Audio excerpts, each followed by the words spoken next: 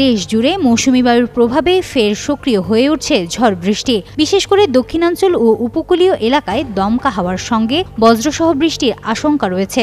একই সঙ্গে ঢাকা সহ সারা দেশে কয়েকদিন ধরেই চলতে পারে হালকা থেকে মাঝারি বৃষ্টি, কোথাও কোথাও হতে পারে ভারী বর্ষণও। বাংলাদেশ আবহাওয়া অধিদপ্তর জানিয়েছে, রোববার সন্ধ্যা ৬টার মধ্যে দেশের ৭ অঞ্চলে খুলনা, বরিশাল, পটুয়াখালী, নোয়াখালী, কুমিল্লা, চট্টগ্রাম ও কক্সবাজারের উপর দিয়ে দক্ষিণ অথবা দক্ষিণ পূর্ব দিক থেকে ঘন্টায় সর্বোচ্চ ৬০ কিলোমিটার বেগে দমকা অথবা ঝড়ো হাওয়া সহ বৃষ্টি অথবা বজ্রসহ বৃষ্টি হতে পারে। সংশ্লিষ্ট নদীবন্দরগুলোকে ১ নম্বর সতর্ক সংকেত দেখাতে বলা হয়েছে। পাশাপাশি সংস্থাটির ধারাবাহিক পূর্বাভাসে বলা হয়েছে, সোমবার থেকে বৃহস্পতিবার পর্যন্ত খুলনা, বরিশাল ও চট্টগ্রাম বিভাগের অনেক জায়গায় এবং ঢাকা, রাজশাহী, রংপুর, ময়মনসিংহ ও সিলেট সহ দেশের বিভিন্ন স্থানে দমকা হাওয়া সহ হালকা থেকে মাঝারি বৃষ্টি অথবা বজ্রসহ বৃষ্টি হতে পারে।